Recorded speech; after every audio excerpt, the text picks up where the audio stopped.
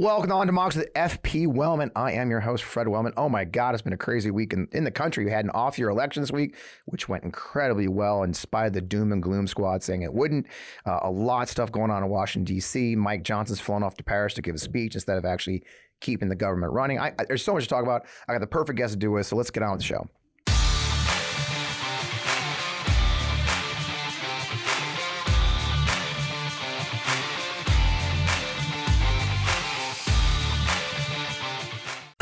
Welcome. As I mentioned previously, I am Fred Wellman, your host of On Democracy with FP Wellman, right here on the MeidasTouch Network or wherever you get your podcast source. I hope you'll like, subscribe, click. And I tell you up front now, leave a remark, leave a comment on the video. I love saying hi to y'all. If I'm up on Friday night, we can talk. It'll be great. In the meantime, man, it was really a great week for Democrats. I mean, I keep telling you guys that we are winning. And people keep doubting me, but this was an election that was an undoubtable repudiation of much of the Republican agenda, from reproductive freedom to the incorrectly named parents' right movement, all saw losses. And what it is, the key was organized opponents won big in a lot of important places. And it was funny, somebody on Twitter the other day, or X, what do you want to call it today, was saying, oh, well, you know, Jamie Harrison needs to do more. I said, dude, Jamie Harrison did a lot. A lot of this victory in Virginia especially was because they had invested heavily. So the Democratic Party is fighting back. A great week. But, you know, I think it's time to start looking at the general election and what we can expect. It's common knowledge that Trump is far and away the likely GOP nominee. But we can't ignore the many, many legal challenges he faces. Right now, his entire family has testified in New York, where he faces a really very real chance of his business being dismembered completely. Not on top of the fact he has 4 indictments with 91 charges across the country. So there's a lot going on that goes into this. And I've been wanting to get this guy on the show for a while. So I'm thrilled to have. We met in D.C., I think last year, right, Shan? So right. Shanlon Wu, yeah. He's a regular CNN NPR legal analyst, former federal prosecutor, served in the Clinton administration as Counsel to Attorney General Janet Reno. Now, nationally known criminal defense lawyer, appears regularly on media, and also here on the MeidasTouch Network. Shan, welcome to the show, man. Oh, good to be here, Fred. Glad we made it work. Yeah, me too. It's great. I love the front seat video. It's great to have you. Nothing better than a guest who's shoehorning us in on Friday. So I want to start off. I did a video last night for the MeidasTouch Network about this Project 2025. I'm sure you saw the story from the Washington Post talking about, or I think the New York Times did this one, about how he said in another interview, as a matter of fact, Trump is saying very clearly that if he gets elected, he is going to put the DOJ and hire lawyers that think like him and go after his opponents. I mean, this is some scary stuff, and the legalities of it kind of scare me. And can you put that in perspective for us, like just how crazy this is, the idea of essentially truly weaponizing DOJ and others? Yeah, you know, a saying I like to go back to, because it's so often misinterpreted, is that Shakespeare quote, you know, first thing we do, let's kill all the lawyers, which people usually think of as, you know, a lawyer-hating joke. Actually, what it is an anti-authoritarianism line, because the idea is when you wipe out the lawyers, you wipe out the rule of law. And that's really what he wants to do. And I think there are kind of two sides to that. The first is, obviously, he's just trying to appeal politically to his base, you know, deep state, DOJ is corrupt, I'm going to fix all that. The other piece of it is simply his love of being a strongman and authoritarianism as his guiding, you know, navigation standard. And that's classic. I mean, what you want to do is you want to get rid of any kind of objective rule of law, and of course, you know, put in your own people, whether they're going to be kind of like authoritarian, you know, like a strike squad, Gestapo, that sort of thing. I like to analogize his notion of law enforcement and even the Secret Service to him to be like a Praetorian Guard. They can just be completely personally loyal to him. And when you put in your own AG, you know, at DOJ, the way he tried to do, as he tried to overturn the election, that will be a big help for him. And that's very, very dangerous. And the people around him are smart enough to understand it's not just appointing a favorable attorney general. I mean, arguably, you had that in Bill Barr, and it still didn't quite work. What you have to do is you have to be able to get rid of the career people. And at DOJ, like many other big agencies, it's the career folks that supply the conscience and supply the history, the guardrails of the group. So they understand they need to wipe all that out to do what they want. Yeah, which is the base of the Schedule F thing, right? Which is going in Right. and truly doing, gutting out these agencies, internet and intelligence agencies and others to get rid of people who aren't loyalists to the Trump agenda or the Republican agenda in this case. Absolutely. And that's really, I really doubt that Trump understands that concept. He just feels that he should be able to hire and fire people as he will. So it's folks who are smarter than that, who are more clever, who are looking at, this is how we actually get rid of the real guardrails in the situation. Yeah, I mean, Heritage has brought together, 75 organizations, I believe, is this Project 2025, funded by $22 million in dark money. And they're supposedly hiring. They already got a list of vetted people who are going to be the takeover. So it's some really scary stuff when you dig into it, and it's giving people a lot of fear of the misuse of our judicial system, which is what the accusation is. And that transitions to a nice place, as I mentioned in the opening, the New York civil case. I don't know if you saw it, but Elise Stefanik apparently has filed a ethics complaint against Judge Engeron because of his courtroom behavior. I mean, it's a bit of a travesty, obviously. Where's that going to go, you think? I don't think that's going to go any place. Yeah.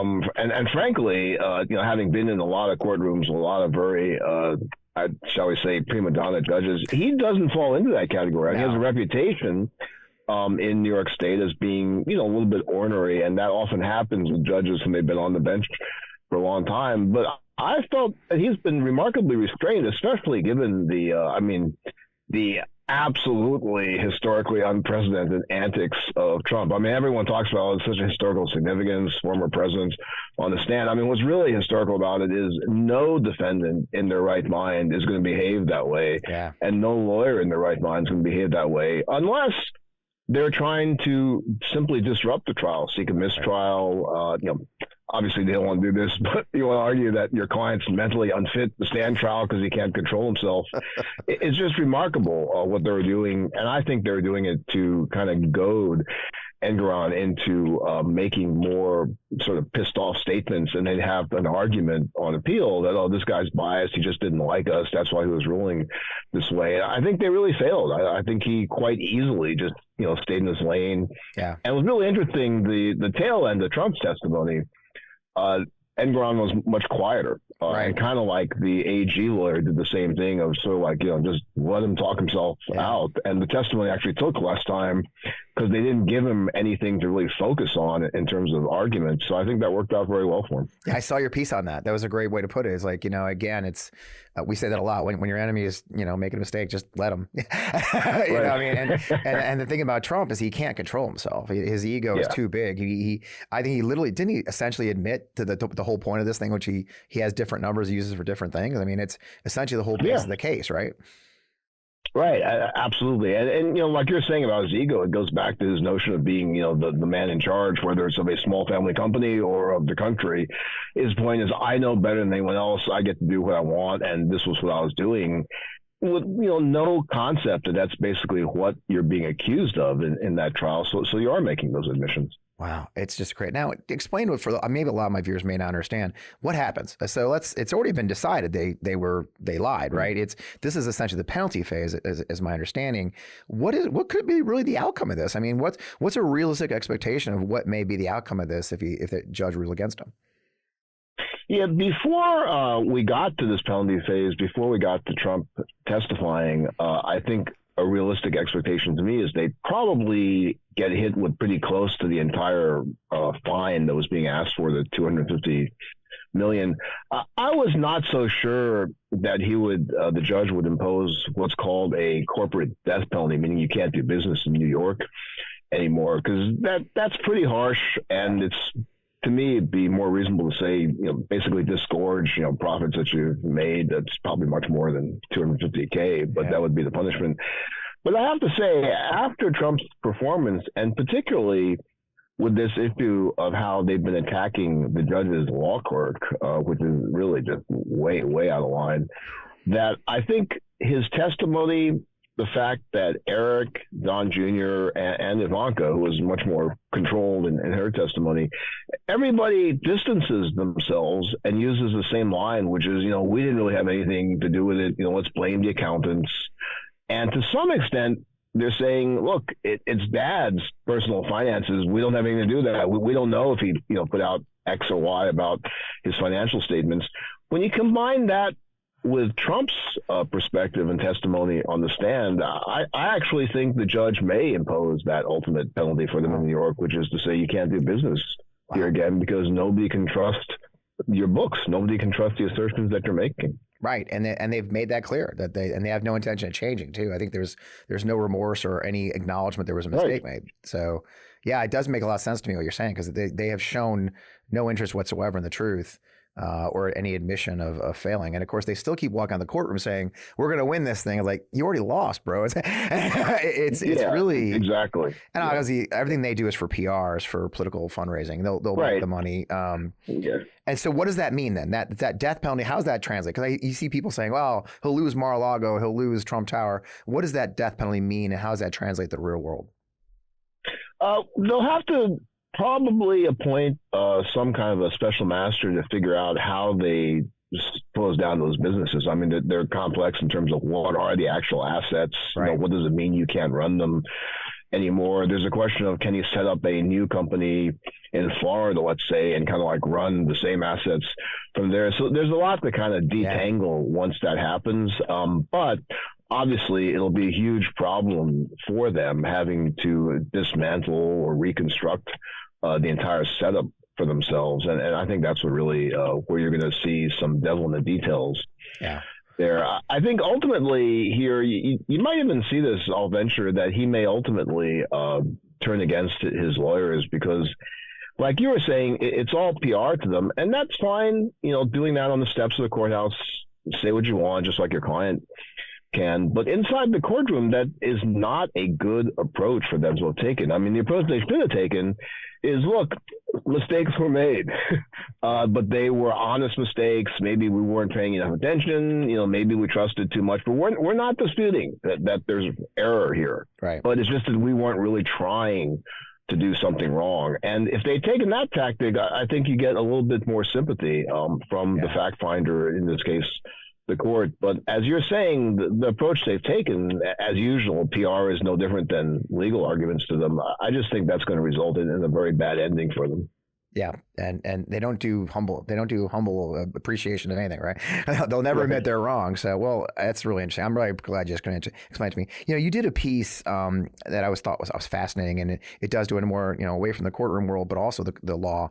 And you've been really because obviously your practice law is a lot on campus, on student law, student issues, the cancel culture stuff, and it's pretty interesting. And it is a hot topic right now. The free speech. Obviously, we're in the middle of a very really crazy moment, right? Between a lot of anti-Semitism, also a lot of Islamophobia, the damage being done to our national discourse and to everything from the Hamas-Israel war. And you had a great piece talking about how these billionaires are trying to force students essentially break their will or break their free speech. I mean, where is that going? And I'd love to hear your perspective on that. Yeah, I think there are two sides to that, which is what we usually think about in terms of the right wing, if you're a liberal, kind of using their wealth to impose their notions of what is okay to talk about, things they don't like become hate speech. And now for the first time, we're kind of seeing it more obviously on the liberal side. It's not a question, actually, to me, of the content of the speech. It's a question of very rich, very powerful people feel that they have the right to leverage that wealth and privilege into controlling speech. They may not think of it that way, and I think it's very fascinating. The theme is always going to be not that they're trying to infringe speech, but the speech that they don't like becomes hate speech of some kind. And they always turn it that way. So what you're seeing with the universities and the Hamas-Israel conflict is these universities already have codes about hate speech, harassment. I mean, I have a lot of clients who I'm defending against things like that. Yeah. They don't really need somebody like Bill Ackerman telling them, okay, you better take this stand, you better do this, you better do that. What they should have done, if I were advising them, is come out very quickly. I'm not sure why they were dilly-dallying so long. Come out really quickly and hard, to say this is a horrible attack. We condemn any kind of violence. We condemn any kind of hate. And everybody calm down. Make sure you don't turn on each other over this. But then when people do turn on each other, as bound to happen in a very impassioned situation, then from the campus point of view, you kind of prosecute it. What they do is if someone, draws something, if they rip down things, if they're chanting things, then there are violations that they could enforce. But they face a real moment here, Fred, where if these big donors are saying, hey, we're going to band together and yank your donations if you don't do X, that's a real moment for them to shine and say, look, what we're doing is to protect our students, protect their safety, and protect their minds. We want to have discourse, and we're not going to bend to this kind of pressure. But that's a tough stand, but it would be a courageous stand. Yeah, I mean, it's a hot time too, and that's with the heat of the passions of the moment. This is real world stuff. People are dying, and the passions are. But you're right. A lot of them on both sides are getting extremely extreme, and there's no way to avoid that. And I've been on those campuses in hot times, and it's a tough battle to wade into. But you're absolutely right. With that, I'm going to take a break. We have some great sponsors this week. I would love to hear from all those guys. Hey, look, everyone knows how annoying cheap razors are. The cuts, the irritation, the frustration, and don't get me started on subscription razor services. The headaches they can cause if they show up on your doorstep. That's why you got to meet Henson Shaving. Henson Shaving is a family-owned aerospace parts manufacturer that's made parts of the ISS and the Mars rover, and now they're bringing precision engineering to your shaving experience. And I'm an old pilot, so I love me some aerospace manufacturing, let me tell you. Now, razor blades are like diving boards. The longer the board, the more wobble. The more wobble, the more nicks, cuts, and scrapes. A bad shave isn't a blade problem, it's an extension problem. By using aerospace-grade CNC machines, Henson makes metal razors that extend just 0.0013 inches, which is less than the width of a hair. That means a secure and stable blade with a vibration-free shave. It gets better.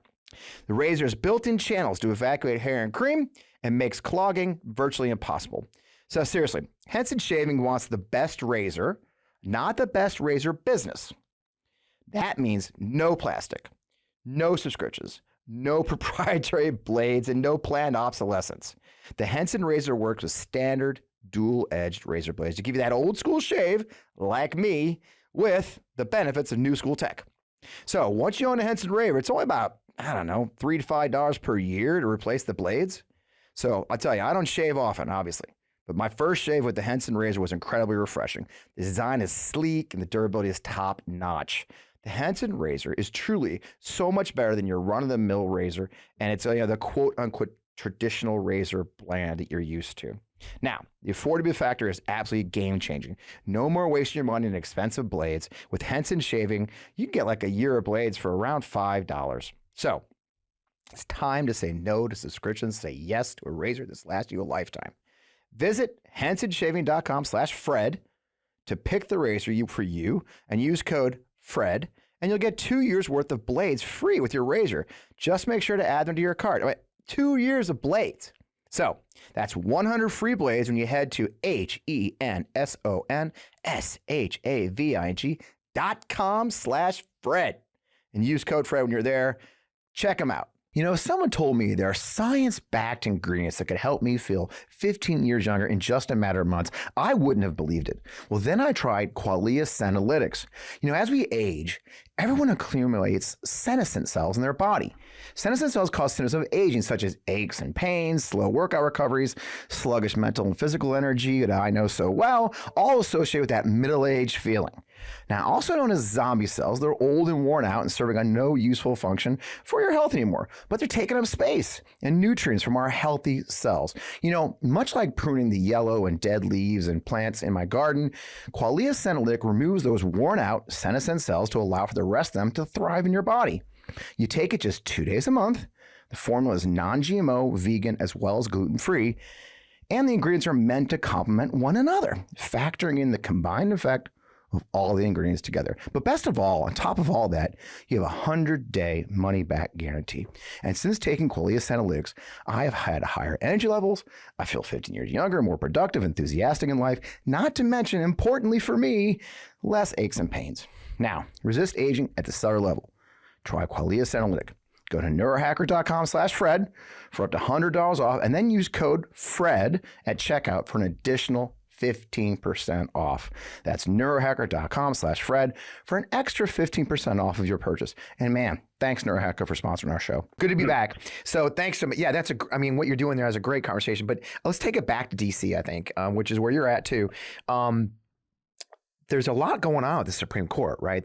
Between the idea of imposing an ethics code, the pushback from Scalia and others, they don't want an ethics code put in them, to the attempts to find out how Supreme Court judges have been purchased by rich people like Harlan Crow. I don't know if you saw it, but of course the Senate Judiciary, they were going to subpoena these gentlemen. I think it was Harlan Crow and other. And Leonard Leo, right? And then instead, the Republicans put in 60 different or 90 different amendments, flood the zone with amendments that can't be worked through in time. So they've actually dropped the idea of subpoenaing. Where does this stand, and where do you see this going as far as the Senate trying to at least impose some sort of rules around the Supreme Court when so many people, all of us, look, there's very few people left who don't believe our Supreme Court has been compromised in some way with the influence of these billionaires. Yeah, this is a moment, I think, where Congress really has to stand up for itself and have some spine on both sides of the aisle, because over the years, the Supreme Court has really emerged as the dominant branch of government. And I don't think that's what was obviously intended. Yeah. A lot of that is by deferring to these 9 unelected people, you get to kind of punt and say, hey, it wasn't us legislators, it wasn't us, the executive branch, it was the court decided this. And politically, that gives people good cover. But realistically, what it's done is it has turned them into the final arbiters of not just law and constitutionality, but you kind of shoehorn everything under that now. So they're in the position of making all the decisions about, school curriculums, whether people wear masks, OSHA's safety guidelines, what can the CDC do? These are a group of judges. They are not massive content experts across the board in all guises of life. Right. So that's really got to stop. And so I don't think they should have withdrawn those subpoenas. I understand the cleverness of what the Republicans did, but they really need to stand up and try to insist. They have the purse strings, after all. Right. They need to insist that there is a code of ethics. It's just preposterous that the highest court in the land is the only court that has no accountability, has no code of ethics. And on the executive branch side, I have to say, I have a lot of respect for Merrick Garland. I think he's a very honorable man. But I think there needs to be some more fire there. And they should open an investigation into very precisely the honesty of the financial disclosures that were made. And sure, Thomas, Alito, others can argue to DOJ that, look, this was fuzzy. We didn't have to do this because of blankety blank, versus Alito writing editorials in the Wall Street Journal describing it. But there should be some integrity to that, not just letting them blab about it and taking their word for it. Yeah, again, we all grew up. Schoolhouse Rock, right? Checks and balances. This is a schoolhouse. Right. This is, I call these Schoolhouse Rock issues, right? We were growing up with the basic tenets of our government, which is the checks and balances. And it's a Schoolhouse Rock issue. If it just seems like you said, 2 of the branches have decided not to do their part of the checks and balances beyond appointing these people, and then from then on, they're freewheeling to do what they wish. And clearly, they feel that way. Obviously, Judge Thomas and these others feel like they're Alito, that they are above the law. There's no way to argue otherwise, that they don't believe the rules apply to them in the same as the others. It's baffling to me that people of ethics who are on the highest court can look in the mirror and say that, no, these rules don't apply to us as they do others. Is there movement amongst them? Because I have heard rumors that, Ketanji Brown and others like, no, I'll sign that shit. Is there enough pressure within the liberal court, or is it? I don't really understand the nuances of those relationships, of course. I think that particularly the newer justices, if you talk to them one by one, they'd probably all say, oh, yeah, we actually do abide by an ethics code. I would sign something like that. But I think it's interesting because they have a built-in bias, too. Talking about the way that we were raised with the Schoolhouse Rock, they've also been raised with this notion that the independence of the judiciary is somehow now tied into the idea that no one can look at them. Right. And that's not really true. I mean, it's true to the extent that, you don't want people like claiming, oh, if you don't vote my way, I'm going to go dig into your taxes, a la Nixon. $1 salary, right? Right, yeah.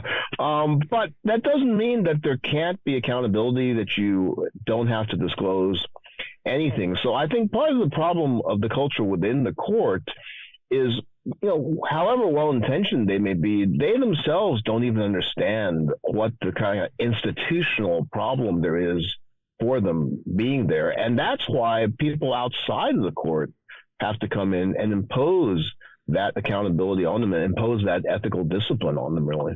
I mean, it's the ultimate bubble, isn't it? I mean, I served in the Army for 22 years. I actually, the latter part of my career was spent working with general officers, and when a guy's been a general, like say like David Petraeus, by the time they retire, they've been a general for 15 years or so. I mean, it's a long time, and you get within a bubble at a certain point. There is a bubble that's created around people at that level in life.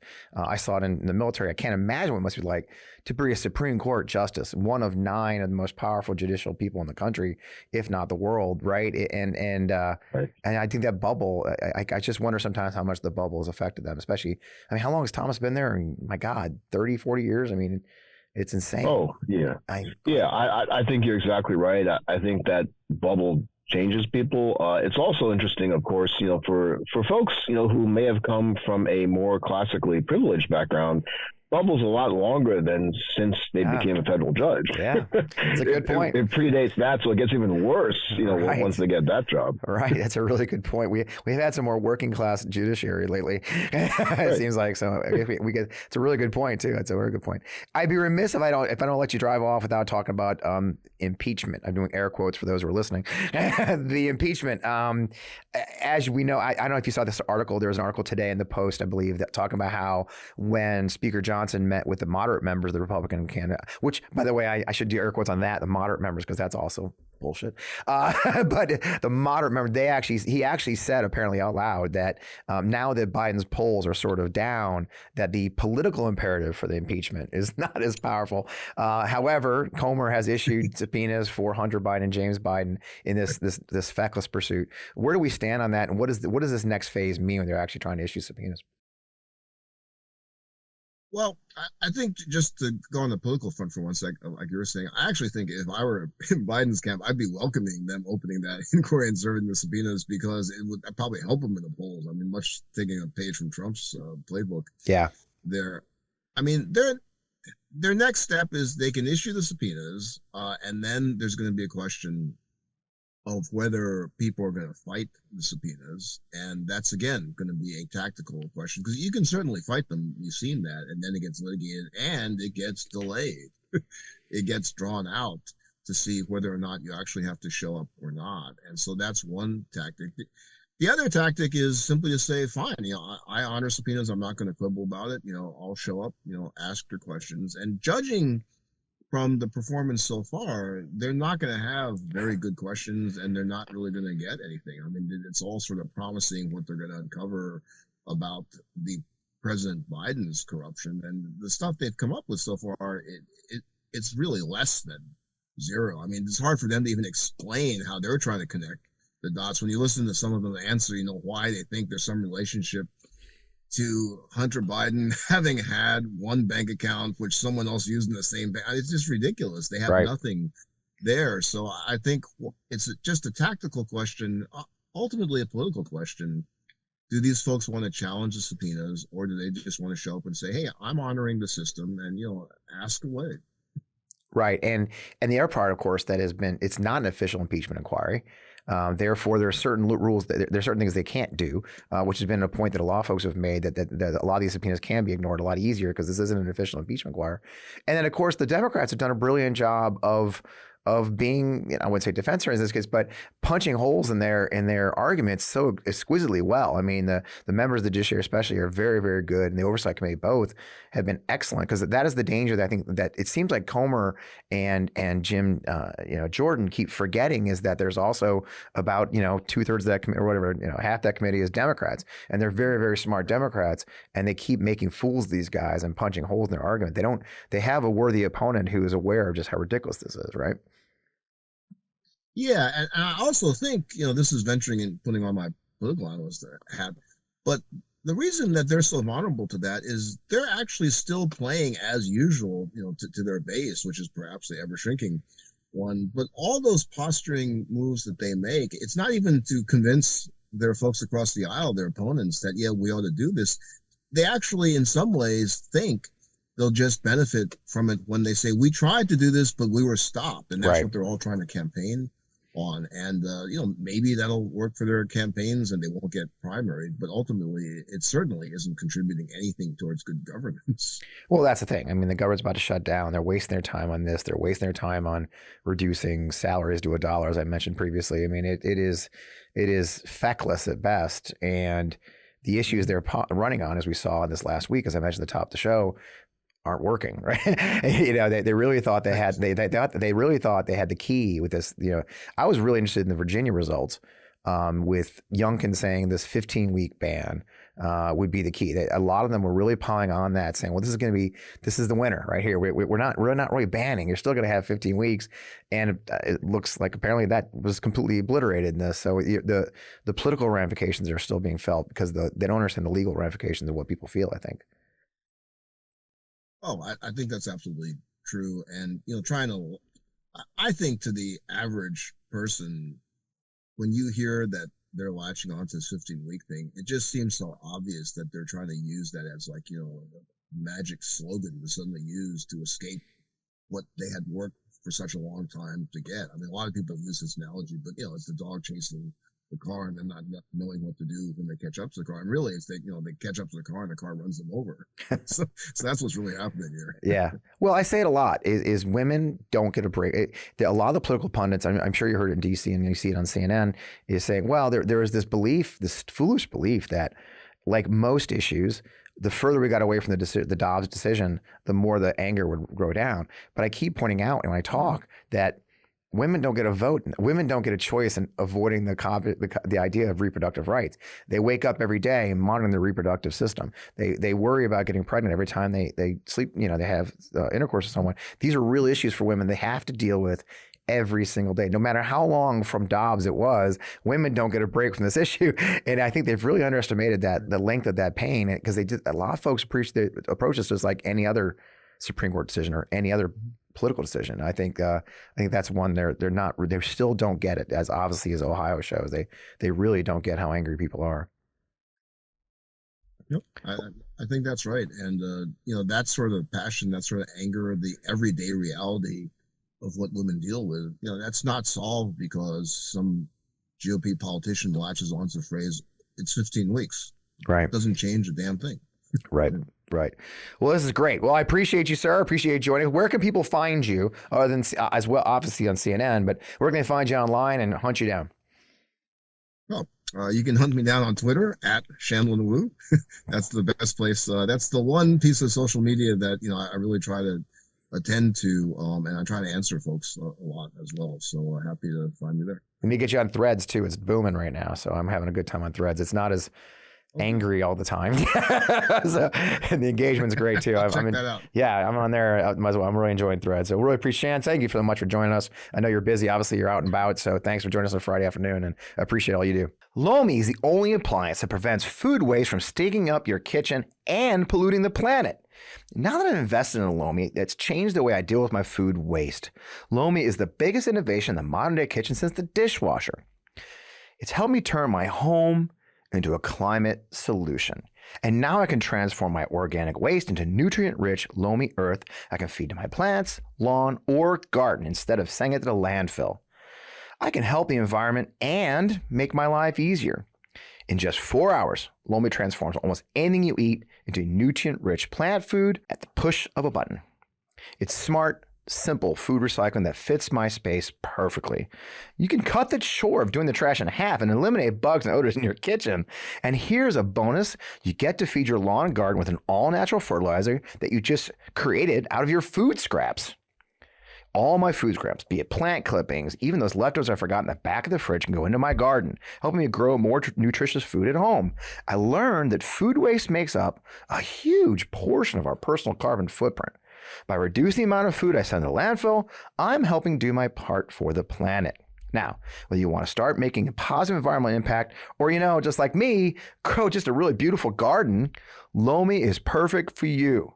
Now, head to Lomi.com/Fred. Use the promo code FRED to get $50 off your Lomi. That's $50 off when you head to LOMI.com/Fred. Use promo code FRED at checkout. Thank you to Lomi for sponsoring this episode. We appreciate your support. Did you know poor sleep causes weight gain, mood issues, poor mental health, and lower productivity? Sleep is the foundation of our mental and physical health and performance in our days, and having a consistent nighttime routine is non-negotiable. And let me tell you, when I don't get enough sleep, trust me, you do not want to be around me the next day. Introducing Beam Dream. We've been raving about Beam's Dream Powder, their healthy hot cocoa for sleep.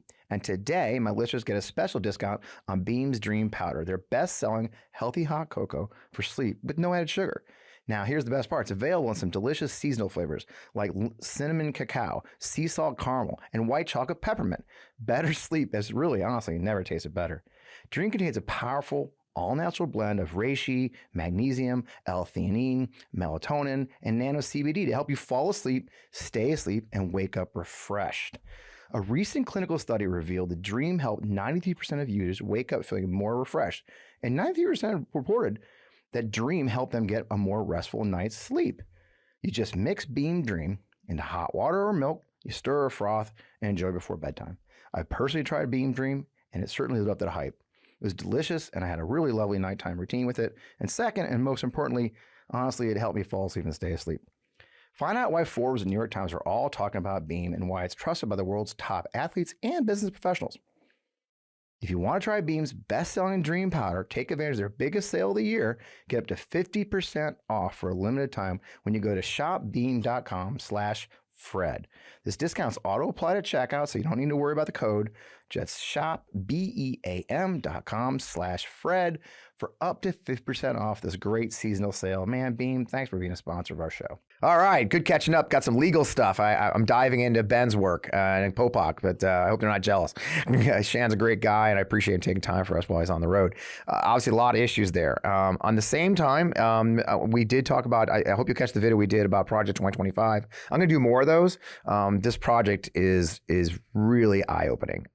If you catch that video, it's blowing up because there's some really serious issues of taking away your rights, dismantling the government, scary stuff. So check that out when you get a chance.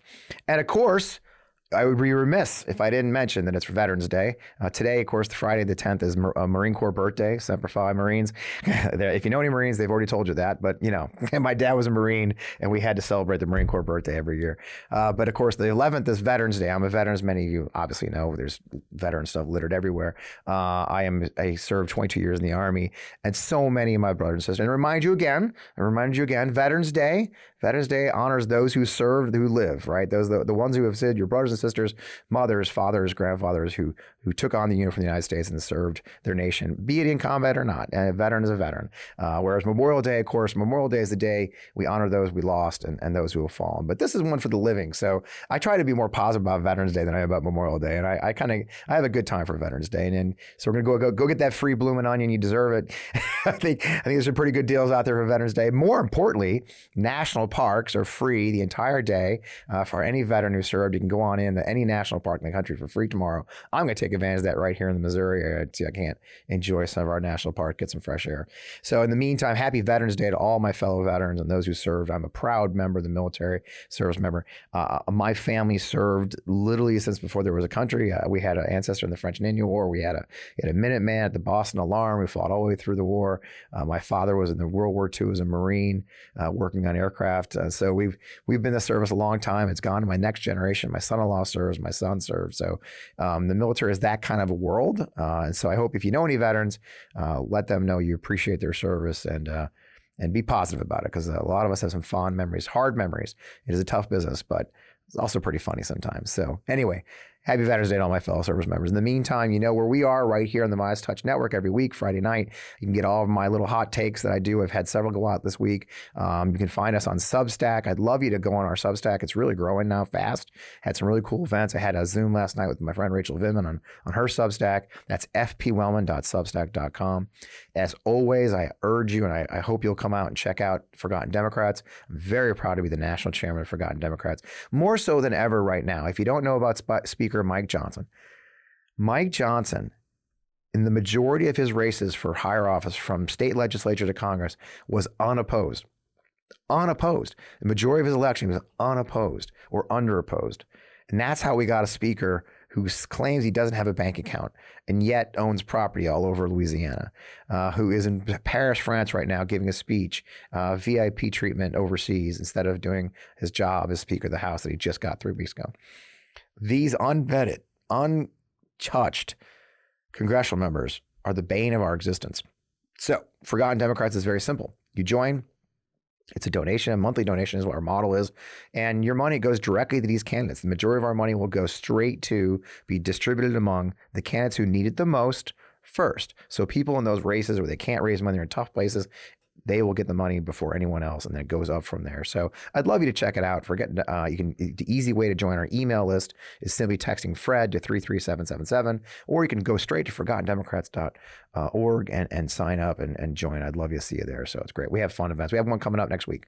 So with that, thanks for joining the show. As always, a great week. I love seeing you here. Say hi, and I'll see you next week right here on the MeidasTouch Network.